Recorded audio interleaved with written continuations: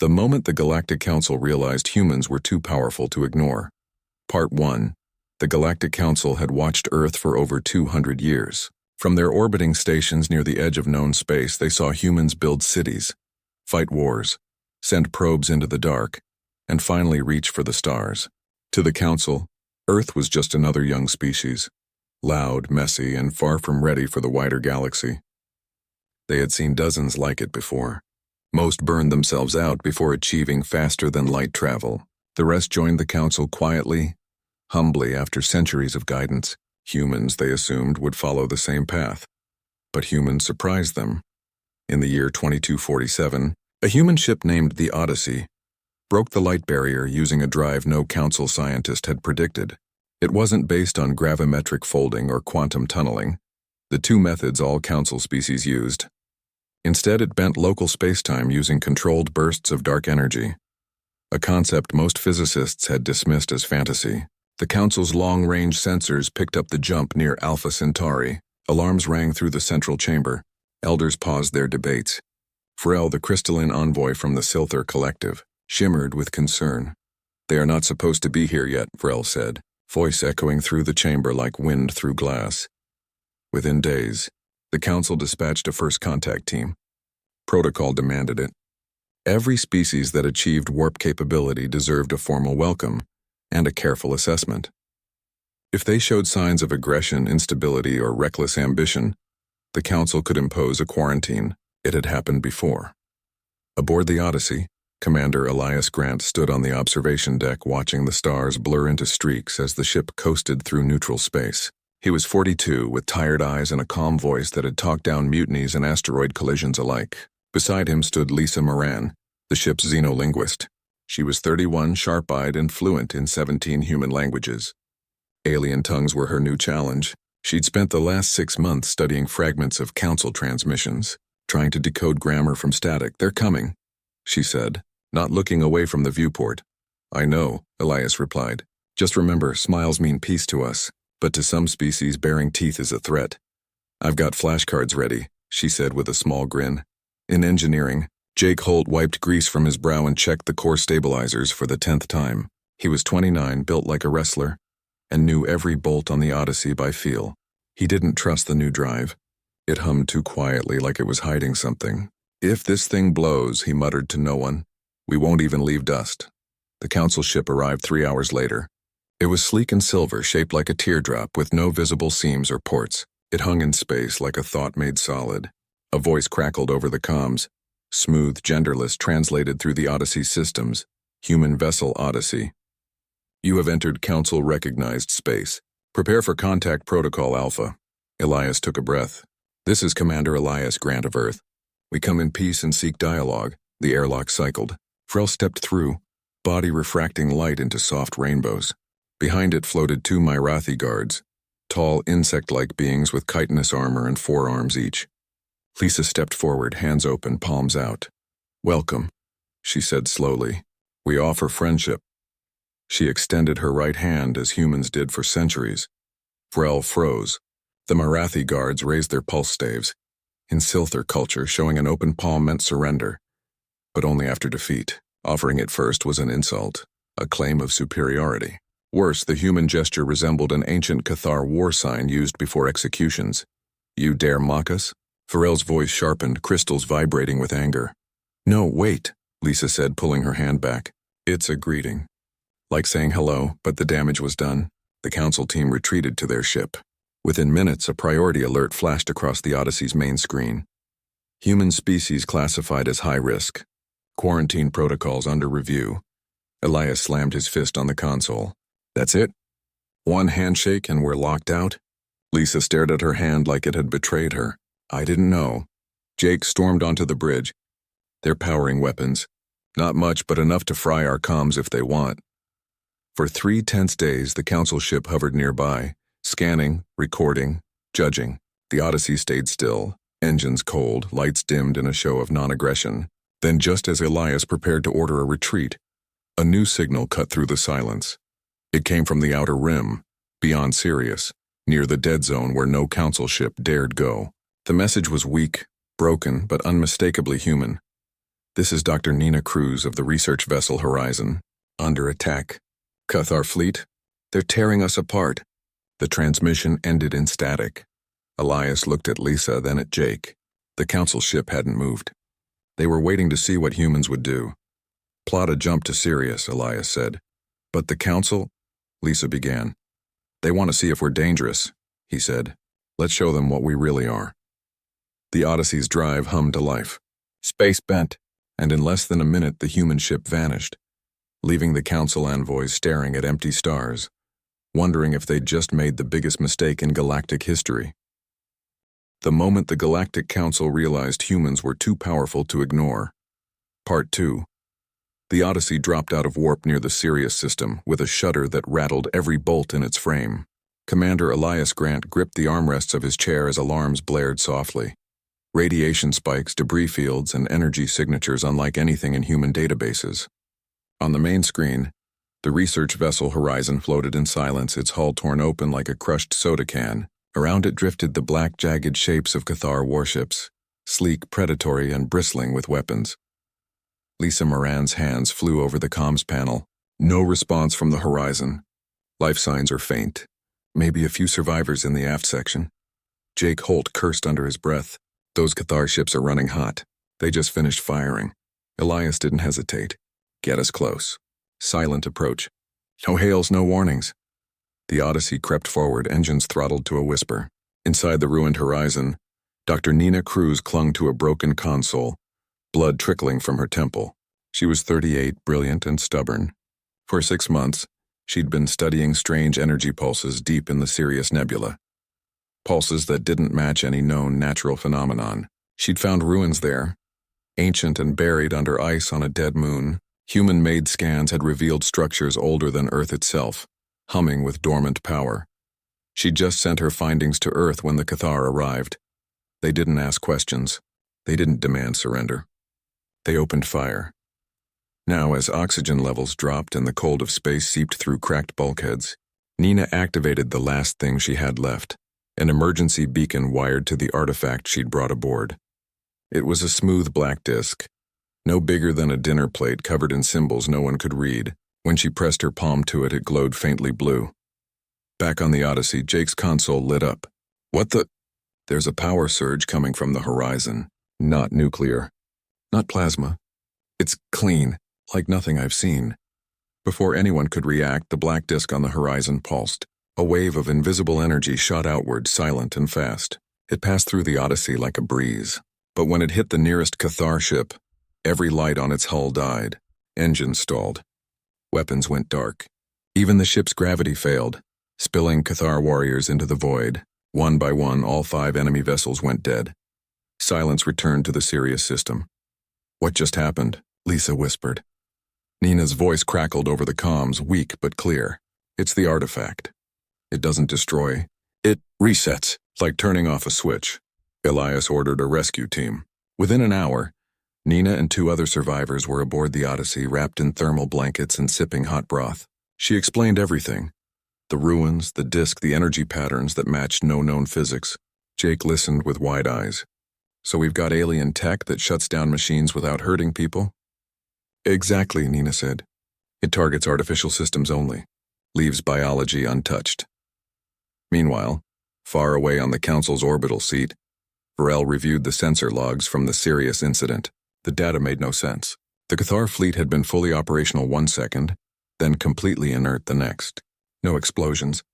No radiation. Just off. And the source? A human research ship carrying what looked like a piece of junk. The Council elders were furious. The Cathar were a known threat, banned from Council space for centuries after their war crimes. But they'd been quiet lately. Too quiet. Now they'd attacked a human vessel without warning, and humans had stopped them without firing a shot. Varel requested immediate access to the Odyssey. Elias refused. We're bringing our people home. You can talk to us when we're ready. Instead of returning to Earth, Elias ordered a detour. Nina's data pointed to a derelict station near the edge of the nebula, the same place she'd found the artifact. If there were more clues, they needed to get them before anyone else did. The station was old, drifting and half collapsed. Lisa and Jake suited up and went in. Inside, they found logs, human logs. Colonists from a mining outpost called Persephone 9. The last entry was dated 3 weeks earlier. They came in the night, the voice said, trembling. Cathar ships. They didn't take resources. They took people, injected them with something. We tried to run. Jake found vials in a hidden lab, clear liquid labeled with biohazard symbols. Nina analyzed them remotely. It's a neural agent. Rewrites brain patterns, turns victims into obedient drones. The Cathar aren't just raiding, they're building an army. Worse, the logs showed Council supply codes on the Cathar transport ships. Someone inside the Council was helping them. Back on the Odyssey, Elias faced a choice.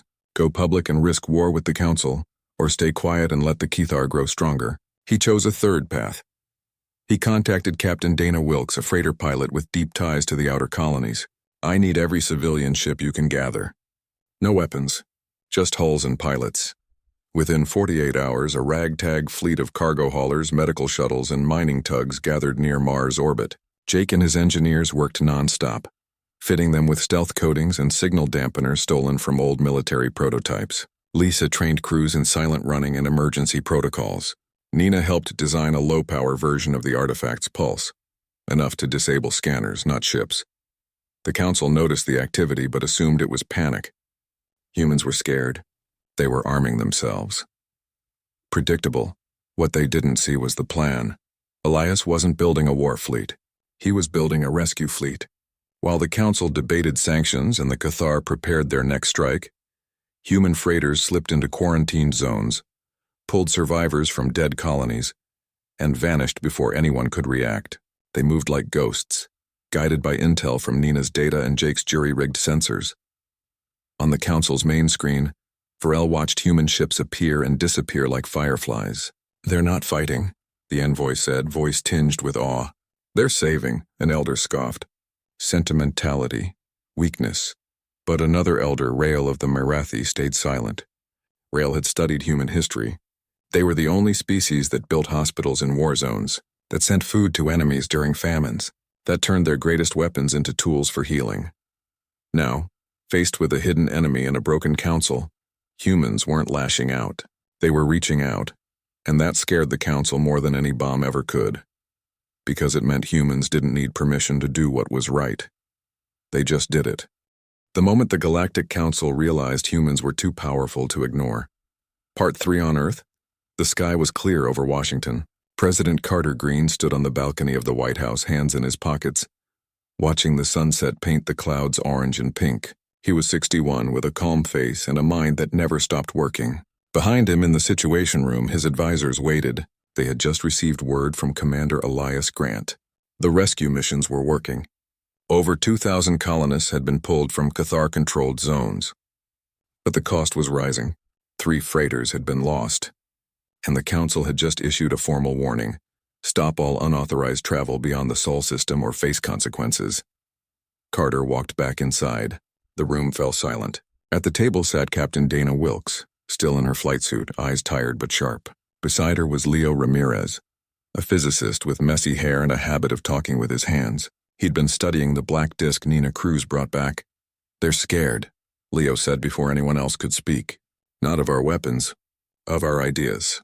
We're doing things they thought impossible, without armies, without orders. Dana nodded. They want control.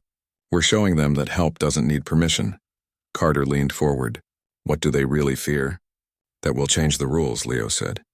The Council runs on hierarchy. Old species on top, new ones at the bottom. Humans don't play that game. We share tech. We save strangers. We ask questions instead of giving commands. To them, that's chaos. Meanwhile, on Mars orbit, Council observers arrived without warning. Their ship, the Harmony, docked at the newly built human station called Wayfarer. They claimed they were there for a routine inspection, but their real goal was to see how far human tech had come. They didn't expect what they found. Instead of weapons factories or military bases, they saw labs filled with students, engineers, and alien refugees working side by side. In one module, Marathi scientists helped humans calibrate plasma filters. In another, Silther healers taught medics how to treat radiation burns using light therapy. And in the central hub, a massive ring of metal floated in zero gravity, humming softly. glowing with blue energy. It was a quantum entanglement relay. The Council had spent millennia trying to build one. Theory said it was possible, sending messages instantly across any distance by linking particles that shared a quantum state. But no one had ever stabilized it. The energy required was too great, the system too fragile. Yet here it was, working. A young human engineer named Mia Taylor explained it simply. We don't force the particles to stay linked. We let them choose. We just give them a reason to stay connected. The lead observer, a Lumari elder named Zintar, stared at the ring like it was a ghost. This should not exist, Mia smiled. It does, and we're building more. One for every major colony. Soon we won't need radio delays. A doctor on Titan can talk to a surgeon on Proxima in real time. Zintar returned to the Harmony shaken. Back on the Council's orbital seat, he reported what he'd seen. The chamber erupted. Elder after elder demanded action. Humans were advancing too fast, sharing too freely. Their technology wasn't just new, it was different. It didn't rely on domination or control. It grew from cooperation. Vrel stood and spoke quietly. Perhaps we have been wrong about them. Wrong? Snapped a Kalorn representative. They defy our laws. They ignore our warnings. They harbor fugitives. They saved lives, Vrel replied. While we debated, they acted. The argument raged for hours. Finally, a vote was called. Should humanity be placed under full quarantine? Cut off from all Council space until they learned their place? The motion passed by a narrow margin. But before the order could be sent, new data arrived. The Cathar had struck again. This time, they hit a Council supply depot near the Orion Arm. Not to steal, to destroy. The attack was brutal and precise. Within minutes, the depot was gone, along with 3 Council patrol ships. Worse, the Cathar broadcast a message across all channels. The Council feeds us lies. Humans hold the truth. We will take it. Panic spread. The Council's defenses were strong but slow. Their ships needed hours to coordinate. Their weapons needed clear targeting data. The Cathar moved like shadows, striking fast and vanishing. Then, from the edge of the battle zone, a human signal broke through. It was Elias Grant. Council forces. This is the Odyssey. We detect Cathar command frequencies. We can jam them. But we need your trust. Let us in. Silence followed. Vrel looked at Zintar. Zintar looked at the stars. Finally, Vrel spoke. Grant access. What happened next stunned everyone. The Odyssey didn't fire. It didn't charge. It released a swarm of tiny drones, no bigger than birds, each carrying a miniaturized version of the Black Discus Pulse. The drones flew into the Cathar fleet and emitted a soft, wide-frequency hum. Every Cathar ship froze. Not destroyed, just stopped. Then the Odyssey broadcast something else. The decrypted logs from Persephone 9, audio-video ship manifest, proof that Council supply codes had been used in Cathar raids, proof that someone inside the Council had armed the enemy. The chamber fell silent. Elders turned on each other. Accusations flew. The unity the Council prided itself on began to crack. But Elias didn't gloat. He didn't demand answers. He simply said, "We found this while saving your people. We thought you should know." Then he cut the signal. Back on Earth, Carter Green watched the footage with Leo and Dana. "They'll hate us for this," Dana said. "Maybe," Carter replied. "Or maybe they'll finally see us as equals." Leo stared at the screen where the Odyssey drifted among dead Cathar ships. "We didn't win because we were stronger. We won because we cared more." And in that moment, the Council realized something deeper than fear. Humans weren't just powerful. They were awake. The moment the Galactic Council realized humans were too powerful to ignore. Part 4. After the truth came out, the Council fell apart. Not with explosions or battles, but with silence. Elders stopped speaking to each other. Species that had stood together for centuries pulled their fleets back to their home systems. The Cathar, now exposed and desperate, did the only thing left to them. They attacked the Council's heart. Their target was the Central Conclave Station, a massive ring-shaped structure orbiting a quiet star near the galactic core. It held the Council's archives, its command network, and its last line of defense. The Cathar came not with a few ships, but with 100. They carried planet-cracker warheads, devices that could shatter a world's crust, and neural plague drones designed to infect living minds through comms signals. Council defenses held for only a few hours. Their ships were strong but slow to adapt. Their weapons needed time to lock on. The Cathar struck fast, hit hard, and vanished into the debris they created. Within a day, the conclave station was losing power, oxygen, and hope. Vrel sent a message no one thought they would ever send. Humanity, we need your help. On Earth, Carter Green didn't hesitate. He turned to Dana Wilkes and Leo Ramirez. Get Project Echo ready. Project Echo wasn't a weapon. It was a fleet of small, fast drones built from human ingenuity and alien insight. Each drone carried no guns, no bombs. Instead, they held adaptive AI, software that learned from every encounter, every signal, every mistake. The AI had been trained on everything from ancient human war games to Marathi defense patterns. It didn't just react, it predicted. Dana boarded the Aegis, humanity's newest ship. It was smaller than the Odyssey, faster, and built for one purpose: support, not destruction. Lisa Moran was already on board, translating emergency protocols into every known language. Jake Holt had spent the last week rewiring the engine to run on recycled plasma, giving them almost unlimited range. Nina Cruz stood in the science bay, holding a new version of the black disk. This one was bigger, stronger, and linked to the Echo drones. It won't just shut systems down, she said. It'll rewrite their code, make them harmless. The Aegis jumped to the conclave system in under an hour. What they found was chaos. Burning ships, drifting bodies, Cathar fighters weaving through wreckage like sharks in bloodied water. The Council's last defense line was crumbling. Dana didn't order an attack. She opened a channel. All Council and Cathar forces, this is Captain Dana Wilkes of Earth. Stand down. We are here to stop the fighting, not join it. No one listened. A Cathar cruiser turned and fired. The Aegis didn't dodge. It released the Echo drones. Hundreds of them poured into space, silent and swift. They didn't target weapons. They targeted command nodes, the central systems that told Cathar ships when to fire, where to go, how to think. The black disk's pulse washed over the battlefield, not as a wave of force, but as a whisper of logic. One by one, Cathar ships stopped firing. Their weapons powered down. Their engines idled. The neural plague drones floated lifeless, their infection protocols erased. Then the Aegis did something no one expected. It broadcast the Cathar war logs, the full truth. Not just about Council traitors, but about the Cathar themselves, how their leaders had lied to their own people, how they'd been told humans were monsters who ate children, who poisoned stars, who deserved to burn. The log showed Cathar soldiers hesitating before attacks, questioning orders, even trying to warn human colonies. The broadcast played in every language, on every channel, on the conclave station. A young Cathar pilot named Tavok heard his own brother's voice in the logs, pleading for peace before being executed for disobedience. He powered down his weapons and opened a channel to the Aegis. I surrender. Others followed. Within an hour, the battle was over. Not because someone won, but because everyone saw the truth. Vrel met Dana on the damaged conclave station. The crystalline envoy's light was dim, voice soft. You could have destroyed them. You chose not to. We don't fight to win, Dana said. We fight to end fighting. Back on Earth, Carter Green watched the reports with Leo. They'll never see us the same way again. Good, Leo said. Maybe now they'll stop trying to control us and start learning from us. In the days that followed, the Council held an emergency session. The traitors were found, 3 elders who had secretly armed the Cathar to weaken rival species. They were removed not with violence but with votes, the first time in Council history that justice came from words, not weapons. Elias Grant arrived on the Aegis, reuniting with Dana and Lisa.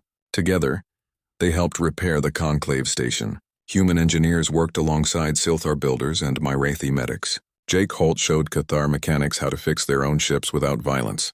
Nina Cruz shared the black disk's design with every species that asked, not as a weapon, but as a tool for peace. The galaxy was changing, and humans weren't leading the change with force. They were inviting others to join it. As the stars turned and ships came and went, one truth became clear to every Council member who watched the humans work, heal, and build. Humanity's power wasn't in what they could destroy. It was in what they could restore. The moment the Galactic Council realized humans were too powerful to ignore. Part 5. The Grand Chamber of the Galactic Council was quiet. Not the tense silence of fear or anger, but the calm hush of awe.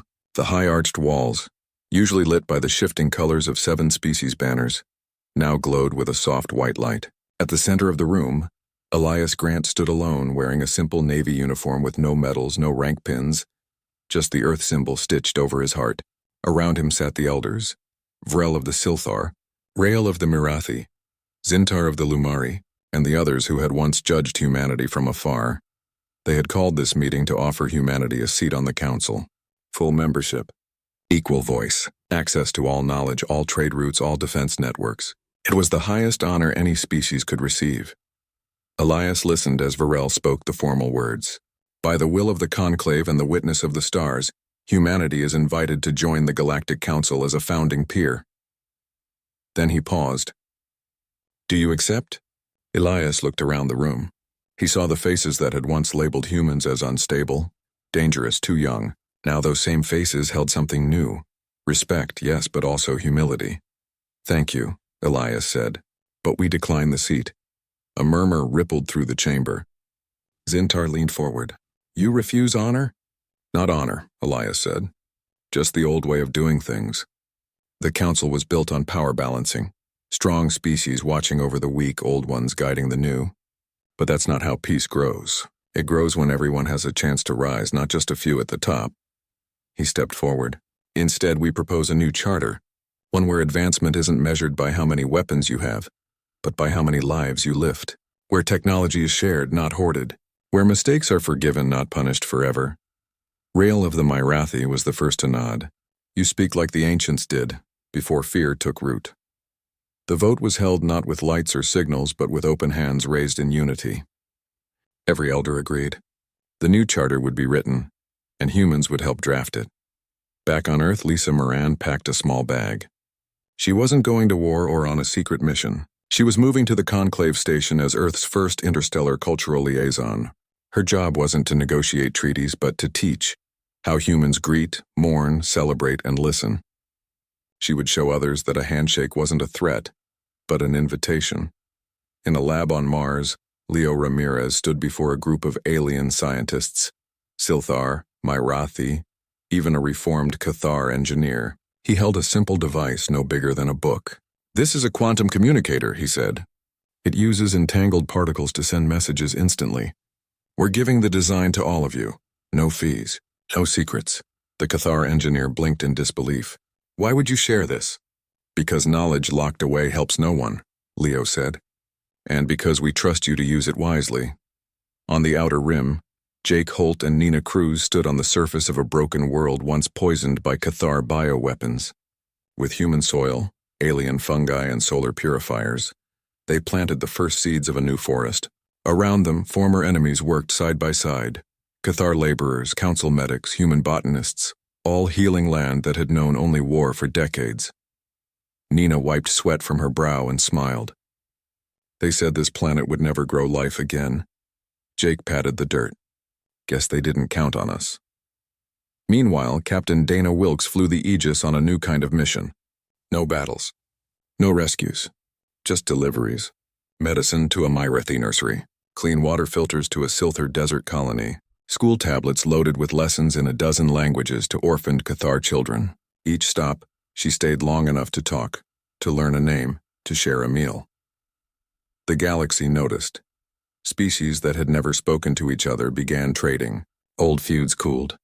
New alliances formed not because of treaties, but because humans showed them it was possible to care without expecting anything back. On the council's orbital seat, Pharrell watched a live feed from a remote colony where human teachers and Lumari elders were building a school together. The children, human, Lumari, even a few shy Cathar, sat in a circle, drawing pictures of stars and sharing stories. Zintar approached quietly. We spent centuries trying to control the galaxy. Humans walked in and changed it by simply being kind. Vrel shimmered softly. They didn't conquer us. They reminded us of who we used to be. The final vote on the new charter came on a quiet evening. No speeches, no drama. Just a single question sent to every council world. Do you accept a future built on trust, not force? The answer came back in waves of light, sound, and signal from thousands of planets. Yes. Yes. Yes. As the stars turned above the conclave station, Elias stood once more on the observation deck, this time with Lisa, Jake, Nina, Dana, and Leo beside him. They didn't speak. They just watched the ships come and go. Human freighters, Marathi couriers, Siltar healers, even Cathar transports carrying aid instead of weapons. The galaxy was healing. And humanity hadn't done it by being the strongest. They'd done it by being human. In that moment, every elder in the council understood the truth they had spent so long denying. Humans were too powerful to ignore, not because of their weapons, their ships, or their tech, but because they carried something rarer than any resource in the universe: hope.